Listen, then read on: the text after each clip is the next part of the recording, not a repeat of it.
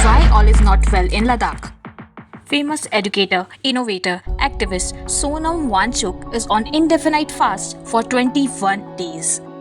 पर क्यों? लद्दाख में कई सालों से प्रोटेस्ट चल रहा है। ऐसे लोग जो वॉर के समय हमारे जवानों के साथ कंधे से कंधा लगाकर मदद करते हैं, ये जिन लोगों ने आर्टिकल 370 के हटने पे कहा था कि ये उनके पहला इंडिपेंडेंस डे है, वो लोग आज भारत से नाराज हैं। पर क्यों? सोनम वांगचुक, जिनसे इंस्पायर्ड होकर 3 इडियट मूवी में रैंचो का कैरेक्टर बनाया गया है, रैंचो के इन्वेंशन बस मूवी में ही नहीं बल्कि असल जिंदगी में भी बहुत लाइफ सेविंग साबित हुए। 2021 में उन्होंने इंडियन आर्मी के लिए solar heated eco friendly tents बनाए थे। इसके अलावा सोनम वांगचुक ने लद्दाख में कई सारी कार्बन न्यूट्रल सोलर बिल्डिंग्स को भी डिजाइन किया है। The most famous ice stupa का कंसेप्ट भी यही लाए हैं। दिस इज द रीजन कि उन्हें थ्रू आउट द ईयर ढेर सारे अवार्ड से सम्मानित किया गया है। तो जब ये फास्ट पर हैं तो श्योरली ही कोई बहुत सीरियस प्रॉब्लम होगी। आइए क्लियरली इस मुद्दे को समझते हैं। लद्दाख के लोगों के 3 प्राइम कंसर्न्स हैं। पहला, उनका रिप्रेजेंटेशन। दूसरा, उनका इन्वायरमेंट एंड फ्रेजाइल इकोसिस्टम। तीसरा, उनके बढ़ते अनएम्प्लॉयड ग्रेजुएट्स। इन तीनों को सॉल्व करने के लिए लद्दाख ने सेंट्रल गवर्नमेंट से 4 डिमांड्स की। पहली, 6 शेड्यूल स्टेटस फॉर लद्दाख। दूसरी, full flat statehood for Ladakh. तीसरी, increase representation in parliament. And चौथी, establishment of Ladakh public service commission. एक एक कंसर्न और डिमांड को कनेक्ट करके समझते हैं। पहला, रिप्रेजेंटेशन। लद्दाख के लोग लास्ट 70 ईयर में एक ही चीज चाहते थे, जो कि है उनका representation. Look absent Ladakh. Article 370 के हटने से पहले जम्मू एंड कश्मीर को दिए जाने वाले फंड का मेजर पार्ट कश्मीर में यूज होता था और जम्मू एंड लद्दाख को एक स्मॉल पार्ट दिया जाता था। इसका रीजन ये था कि सरकार कश्मीर की होती थी, साथ ही साथ कश्मीर में सिक्योरिटी के लिए फंड की जरूरत ज्यादा थी। But unfair for Ladakh and it's diversity. Article 370 के हटने के बाद Ladakh was celebrating that it will no longer remain absent Ladakh. But story doesn't end here. 97% population is a tribal population. Article 370 के साथ आर्टिकल 35A भी हटा दिया गया था, जिससे tribal population got concern about their land, forest, culture, exploitation. 35A, जो कि 1954 में इंट्रोड्यूस किया गया था, लोकल लेजिस्लेटर को यह अधिकार देता है कि वो लोकल रेसिडेंट्स को डिफाइन करें, इसको रिस्ट्रिक्ट करें from buying land, permanent settlement and holding local government jobs and education scholarships. Concern का एक सोल्यूशन आ रहा है, जो कि है 6th schedule of Indian constitution. Sikh protection देता है देश के आदिवासी एरियाज को। इसके चलते आदिवासी खुद की autonomous district council and autonomous regional council बना सकते हैं। बॉडी होती है जिसके पास पावर है कि वो अपने एरिया को एडमिनिस्टर कर सके। स्टेट में असम, मेघालय, त्रिपुरा एंड मिजोरम को ये स्टेटस दिया गया है। सबसे इंटरेस्टिंग बात यह है कि बीजेपी ने अपने 2019 के मैनिफेस्टो में 3rd पॉइंट में ही लद्दाख को 6th शेड्यूल में लाने का प्रॉमिस किया था। First time national commission for scheduled tribes ने लद्दाख को 6th शेड्यूल में इंक्लूड करने को रिकमेंड किया था। उनका सबसे बड़ा बेनिफिट ये है कि वो लद्दाख के लोगों को डेमोक्रेटिक राइट्स देगा। बिकॉज हम खुद देख रहे हैं कि लद्दाख के पास डेमोक्रेसी के नाम पर क्या ही है। 70 के हटने के बाद जम्मू एंड कश्मीर को फुल स्टेट से 2 यूनियन टेरिटरीज में डिवाइड कर दिया गया।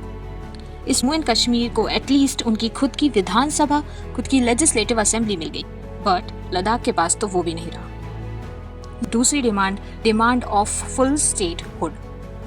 आईटी से पहले लद्दाख की तरफ से 4 MLAs हुआ करते थे, नुब्रा, ले, कारगिल एंड जस्कर, बट आज की डेट में 0। इसी पावरफुल सिस्टम है जिसमें लोकल लोग अपने रिप्रेजेंटेटिव चुनते हैं, जो कि आंसरेबल होती है जनता को। Whereas territory without legislator direct central administration में आता है, पर ब्यूरोक्रेटिक एडमिनिस्ट्रेशन को फॉलो करते हैं। And of course they are not elected nor answerable to the local people. Most of the time they are outsiders who are not fully aware of local and fragile ecosystem of the area. उनके जो लिए गए गलत decisions local के लिए life time consequence ला सकते हैं। Which take us to the next concern of fragile ecosystem, which demands increased representation in parliament. आज की डेट में लद्दाख की तरफ से लोकसभा में बस 1 MP है और राज्यसभा में तो वो भी नहीं। लद्दाख में डिफरेंट इंफ्रास्ट्रक्चर प्रोजेक्ट्स डेवलप हो रहे हैं। होटल्स, ब्रिजेस, इंडस्ट्रीज डेवलप की जा रही हैं, जो कि बहुत बड़ा डेमोग्राफिक चेंजेस ला सकती है। According to the report 7 hydro power projects propose किए गए हैं। कई इंडस्ट्रियल ग्रुप्स ने अपना इंटरेस्ट दिखाया है इन रिच मिनरल्स ऑफ लद्दाख, जिस पर सोनम वांगचुक कहते हैं कि that the development project will bring some convenience to the people, but no one is interested in such kind of developments. वहीं बीजेपी के फॉर्मर लीडर ऑफ लद्दाख कहते हैं कि we are not saying that we will shut Ladakh for investment, but we should have a say in it as to which area is being developed and for what purpose. When they talk about a mega solar panels, thousands of acres of land were required. It is not that the land is unused. It sustains wildlife, medicinal herbs, and nomads who migrates. People from outside think that this land is of no use.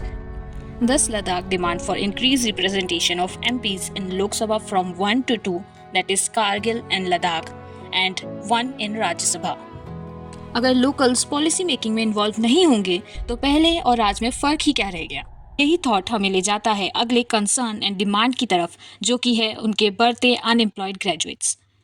Government सर्वे बताती है कि यह number nearly 26.5% है, जो कि increase हुआ है in 2022-23 and which make Ladakh to demand establishment of Ladakh public service commission. इससे 3 बेनिफिट्स होंगे। पहला, लद्दाख के लोकल्स को job opportunity and job security बढ़ेगी। दूसरा, लोकल ब्यूरोक्रेट्स लोकल्स इफेक्टिवली काम करेंगे because they new fragile ecosystem of Ladakh. Third, this will also increase the indirect representation in policy making of their natives. Ladakh के लोग और सोनम वांगचुक यह नहीं चाहते कि उनकी ज़मीन कॉर्पोरेट एक्सप्लॉयटेशन के लिए ओपन की जाए। इससे ना ही बस वहाँ के लोगों के राइट्स का एक्सप्लॉयटेशन होगा, बल्कि देश के इकोलॉजिकल एनवायरनमेंट के लिए भी बहुत डिस्ट्रक्टिव है। लद्दाख एक beautiful but also ecological sensitive area है। दुनिया के सबसे रेयर एंड इंडेंजर्ड एनिमल यहाँ पाए जाते हैं। Example, snow leopard, Tibetan antelope. यहाँ के लोग बहुत ही सिंपल एंड पीसफुल लाइफ में विश्वास करते हैं। इस एरिया को 3rd pole of the world भी कहा जाता है। साथ ही साथ इसे वाटर टावर ऑफ एशिया भी कहा जाता है। लद्दाख वो जगह है जो चाइना से लड़ने के लिए हमारे देश के साथ हमेशा डट कर खड़ा रहता है। पर हम क्या कर रहे हैं उसके लिए? लद्दाख ने 70 ईयर्स इंतज़ार किया आर्टिकल 370 हटने का। क्या अब इस रिप्रेजेंटेशन की डिमांड के लिए भी उसे फिर 70 ईयर्स वेट करना होगा?